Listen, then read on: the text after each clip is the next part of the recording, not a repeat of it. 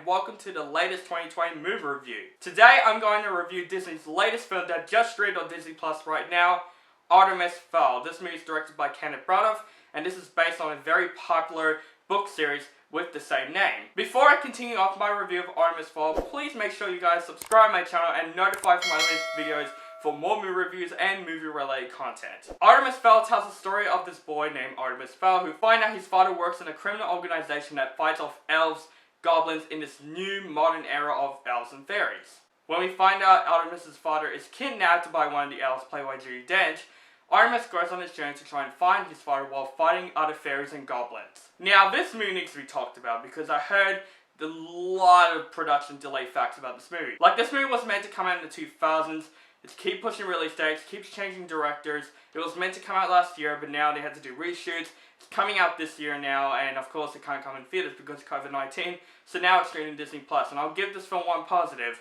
I'm thankful this movie went on Disney Plus. And I haven't read any of the Artemis Fowl books, so I'm not going to compare this movie to the books.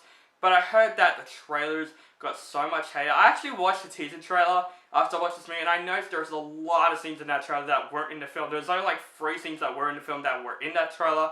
And I thought, you know, the first teaser trailer was pretty interesting. I liked the concept. And then the new trailer came out, and it was so hated by people, especially fans of the Artemis Fowl books. Read so many comments saying, oh, this isn't the books. This isn't what the book is like. And of course, this movie has got terrible ratings, and audiences hate this movie. This movie got 3 out of 10 on IMDb, 10% on Rotten Tomatoes. That's the lowest score I've ever seen for a Disney movie. Like, probably lower than A Wrinkle in Time that came out 2 years ago. Yikes. And this movie is directed by Kenneth Branagh, and he is a very talented director. This is his third Disney film he's doing because he done Cinderella that came out in 2015. He also done 4 that came out in 2011. And now he done Artemis Fowl. And yes, I watched this movie, gave it a shot. I usually give movies a chance and just get my own opinion out of it. And I gotta say, guys, I really agree with the 10% on Rotten Tomatoes because Artemis Fowl is literally terrible. Are there any positives with Artemis Fowl? The cinematography at least looks okay. But that is like 5% of the positives here. The rest of the movie sucks ass. I could not stop pausing the movie so many times. There's a lot of times I'm just like, no, I had enough.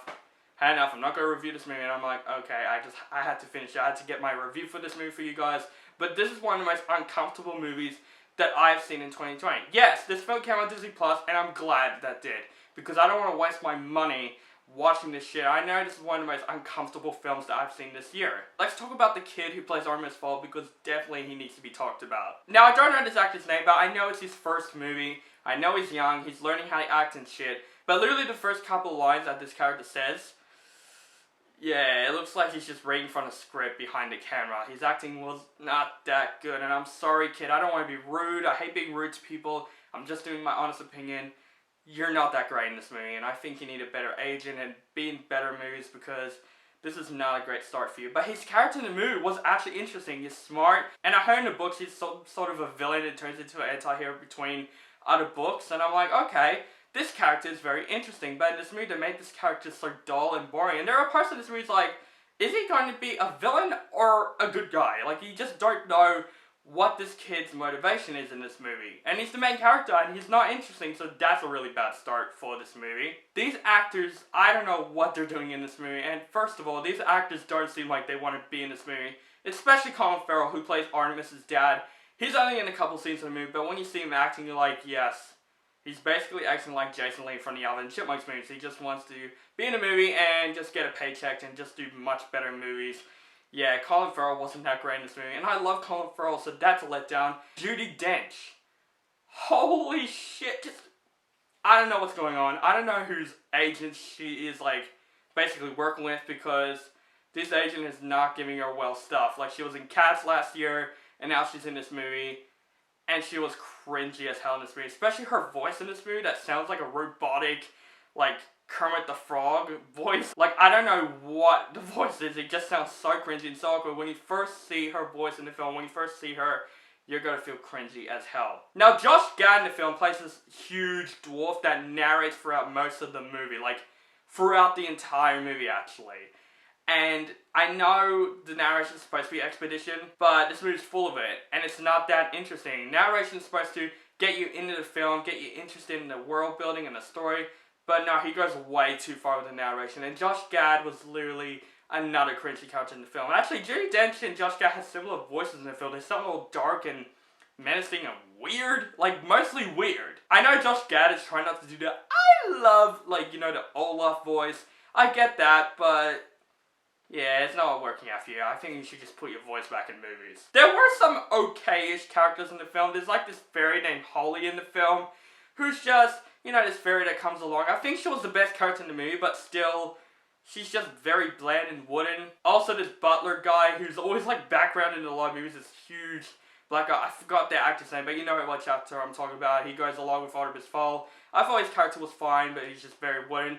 But that's most of this film. It is very, very wooden, especially that this is the first movie that introduces this modern era world of elves, fairies, and technology just mushing together. And I like that concept. I thought that concept was really, really cool. But the problem is they don't make it interesting.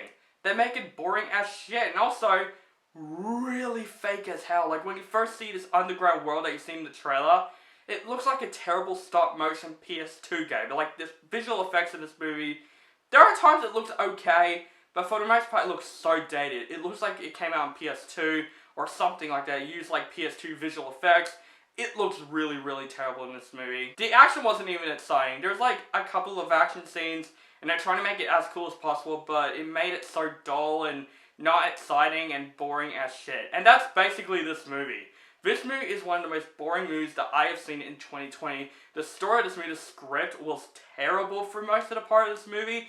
And honestly, I expected this movie to be bad, but I didn't expect this movie to be the worst movie of 2020. Like, I thought Fantasy Island and The Grudge is literally tied in with my number one, but I think it found a movie that's worse than those two movies, and that is Artemis Fowl. I was so uncomfortable from start to finish. This movie has a terrible cast. The story of this movie is wooden. It's very, very boring. It's this boring old adventure film that could have been more interesting than what it is. Like, the concept was really, really interesting in the film. But the biggest problem with this film is that its characters are laid out, the story is laid out, it's supposed to introduce this world, but they made that boring as shit. Kenneth Branagh, what happened to you? Literally. Actually, it's a big coincidence because after I streamed this movie, after I finished watching this shit, Cinderella came on TV, and I just watched it, I'm like, that's a completely better movie. But overall, guys, Artemis Fowl is definitely the biggest disaster of 2020, and I'm going to give Artemis Fowl a 2 out of 10. So guys, that is my review for Artemis Fowl. Thank you guys so much for watching. Let me know in the comments below, what do you think of Artemis Fowl? Do you like the movie, hate the movie, or you thought it's okay? Just let me know in the comments below. Make sure you guys follow me on Facebook, Stardust, Instagram, and Twitter. Keep contacting me, and make sure you guys, again, subscribe to my channel and notified for my latest movie content. And have a nice day.